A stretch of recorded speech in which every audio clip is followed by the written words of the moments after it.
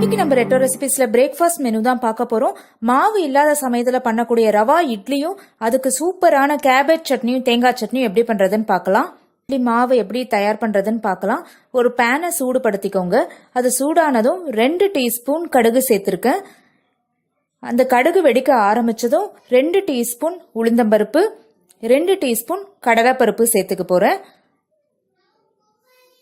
நம்ம dry roast தான் பண்ண போகிறோம். இது எல்லாமே நல்லா ப்ரௌன் கலராக மாறட்டும். மாறி மணமும் வரும். அப்போ ஒரு 4-5 முந்திரியை உடச்சி சேர்த்துக்கலாம். ரோஸ்ட் ஆயாச்சு.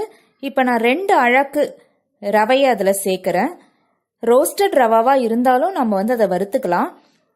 என்னோட அழகு 200 கிராம் இருக்கும். ஸோ 400 கிராம் ரவையை நான் இதில் சேர்த்துருக்கேன். இதையும் ட்ரை ரோஸ்ட் பண்ணி நல்லா வறுத்துக்கலாம். நல்லா வறுப்பட்டாச்சு. நீங்கள் கையில் எடுத்து பார்த்தீங்கன்னா ஒன்றோட ஒன்று ஒட்டவே கூடாது. இது கரெக்டான பக்குவம். வச்சதை நல்லா ஆற விட்டுறலாம்.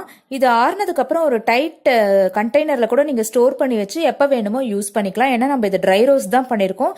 எண்ணெய் எதுவுமே சேர்க்கல. இப்போ இது ஆறட்டும். அதுக்குள்ளே நம்ம கோஸ்ட் சட்னி எப்படி பண்ணுறதுன்னு பார்த்துடலாம். அதில் நான் 1 டேபிள் ஸ்பூன் எண்ணெயை சேர்த்துருக்கேன். எண்ணெய் சூடானதும் 2 டேபிள் ஸ்பூன் கடலைப்பருப்பு சேர்த்துருக்கேன். அந்த கடலைப்பருப்பை நல்லா எண்ணெயில் வதக்கிக்கலாம். அது நல்லா வறுப்படணும். சட்னிக்கெலாம் செவப்பாக வறுக்கணும். கொஞ்சம் வறுப்பட்டதும் நான் அதில் 2 டேபிள் ஸ்பூன் கருப்புளுந்து சேர்க்குறேன். துவையல் சட்னி இது எல்லாத்துக்குமே 1 டீஸ்பூனோ இல்லை 1 டேபிள் ஸ்பூனோ கருப்புளுந்து சேர்த்துக்கோங்க. ரொம்ப ஹெல்த்தியும் கூட. டேஸ்ட்டும் ரொம்ப டிஃப்ரெண்ட்டாக இருக்கும். வெள்ளை உளுந்துக்கு பதிலாக கருப்புளுந்து சேர்த்துக்கலாம். 4-5 வரமிளகா. இது எல்லாமே எண்ணெயில் நல்லா வறுப்படட்டும். இப்போ நான் சின்ன வெங்காயம் ஒரு 4-5 கட் பண்ணி வச்சுருக்கேன். அதையும் சேர்த்துட்டேன். ஒரு 2-3 பூண்டு பல்லையும் சின்னதாக நறுக்கி வச்சுருக்கேன். அதையும் சேர்த்துக்கிறேன். அப்புறம் ஒரு பெரிய வெங்காயத்தையும் நறுக்கி இதில் சேர்த்துடலாம். ரஃப்பாக நறுக்கினா போதும். ஒரே ஒரு தேங்காய் பீஸ் சேர்த்துருக்கேன். தேங்காய் வேண்டாம் அப்படின்னா நீங்கள் அதை அவாய்ட் பண்ணிடலாம். இது எல்லாமே நல்லா வதங்கட்டும். வெங்காயம் சாஃப்ட் ஆனால் போதும். கலர் மாறணும்னு அவசியம் கிடையாது. நறுக்கி வச்சிருக்க 1 கப் கோஸையும் இதில் சேர்த்துறேன். நீங்கள் எவ்வளோ வேணுமோ அதை சேர்த்துக்கலாம். இந்த ஒரு வெங்காயம் எடுத்துக்கிட்டதுனால நான் 1 கப் கோஸ் சேர்த்துருக்கேன். நீங்கள் 1.5 கப் கோஸ் கூட சேர்த்துக்கலாம். நல்லா வதக்கிக்கோங்க. கொஞ்சம் ஒரு 5 நிமிஷத்துலேயே அது நல்லா வதங்கிடும். சுருங்க ஆரம்பிக்கும் போது நான் ஒரே ஒரு தக்காளியை நறுக்கி சேர்த்துருக்கேன். ஒரு 3-4 மினிட்ஸ் நல்லா வதக்கிக்கலாம். ஆறட்டும். இப்போ எல்லாமே நல்லா சாஃப்டாக வதங்கியிருக்கு. நல்லா வயலட் கலரில் அந்த வெங்காயம் மாறி இருக்கு. கோஸும் சாஃப்டாக இருக்குது. ரொம்ப ப்ரௌன் கலரில் அதை வதக்கிட வேண்டாம். அப்புறம் சட்னியோட கலரும் டேஸ்ட்டும் மாறிடும். இப்போ ஆறட்டும். ஒரு மிக்சி ஜாரில் சேர்த்துக்கலாம். இப்போ ஒரு வேர்க்கடலை அளவுக்கு புளி சேர்த்துருக்கேன். ஏன்னா தக்காளியும் நம்ம சேர்த்துருக்கோம். அதனால இப்போ இந்த சட்னிக்கு தேவையான அளவு உப்பையும் இந்த ஜாரில் சேர்த்துடலாம். கொத்தமல்லி, கொஞ்சம் கருவேப்பிலை வதக்காம சேர்த்துக்கோங்க. சூப்பராக சட்னி ரெடி ஆயாச்சு.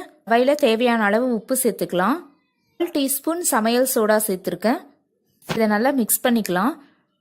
ட்ரை இன்க்ரீடியன்ஸ் எல்லாம் ஃபஸ்ட்டு மிக்ஸ் பண்ணிவிட்டு அதுக்கப்புறம் நம்ம இதில் தயிர் சேர்க்க போகிறோம். 2 கப்பு ரவை எடுத்திருக்கோம். ஸோ 4 கப்பு நமக்கு தயிர் தேவை. அது இல்லாமல் 1 கப்பு தண்ணி சேர்க்க போகிறோம். அந்த தயிரை இந்த மாதிரி நல்லா பீட் பண்ணி வச்சுக்கோங்க. மோரா சேர்க்க வேண்டாம். தயிர் ரொம்ப திக்காக இருந்தால் திரியாக நம்மளால கலக்க முடியாது. சேர்த்து கலந்துருங்க. அப்புறம் ஒரு டம்ளர் தண்ணியும் சேர்த்து கலந்துருங்க. இப்போ நான் கரண்டியில் எடுத்து காமிக்கிறேன். பாருங்க, இப்படி நல்ல ஒரு போரிங் கன்சிஸ்டன்சில இருக்கணும். அப்போதான் அது ஊற கழிச்சு பாருங்க. ரொம்ப திக்கா இருக்கு. கரெக்டான இட்லி மாவு கன்சிஸ்டன்சிக்கு. ஃபர்ஸ்டே இந்த அளவு நம்ம கலந்துட்டோம் அப்படின்னா கெட்டியாகி நீங்க அதை இட்லியா வாக்கும் போது உப்புமா மாதிரி இருக்கும். அது இருக்கட்டும். இப்போ அதுக்குள்ள தேங்காய் சட்னி அரைச்சிடலாம். ரொம்ப சிம்பிளா தான் அரைக்கிறேன். கொஞ்சம் தேங்காய், ஒரே ஒரு பல்லு பூண்டு, ஒரு பச்சை மிளகா, கொஞ்சம் பொட்டுக்கடலை, தேவையான அளவு உப்பு நல்லா அரைச்சிட்டேன். இப்போ தாளிப்புக்கு 1 டீஸ்பூன் எண்ணெய், அதில் 1/2 டீஸ்பூன் கடுகு, ஒரே ஒரு வரமிளகாவை சேர்த்துருக்கேன். அதில் தாளிப்பை சேர்க்கறதுக்கு முன்னாடி பச்சை கொத்தமல்லி, கருவேப்பிலையும் சேர்த்துருக்கேன். சட்னியும் ஹெல்த்தியான முட்டைகோஸ் சட்னியும் இப்போ ரெடி ஆயாச்சு. போல் இட்லி தட்டில் அந்த ரவா இட்லி மாவை வார்த்து 7 நிமிஷம் ஸ்டீம் பண்ணி எடுத்துடலாம். ரவா இட்லி ரெடி ஆயாச்சு. முட்டைகோஸ் சட்னியும் தேங்காய் சட்னியும் சூப்பர் காம்பினேஷனாக இருக்கும். பார்க்கும்போதே சாப்பிடணும் போல இருக்கு இல்லை? இந்த வீடியோ பிடிச்சிருந்தா லைக் பண்ணுங்க. சேனலை சப்ஸ்கிரைப் பண்ணுங்க. பக்கத்தில் இருக்க பெல் பட்டனையும் ஆன் பண்ணிக்கோங்க. தேங்க்யூ.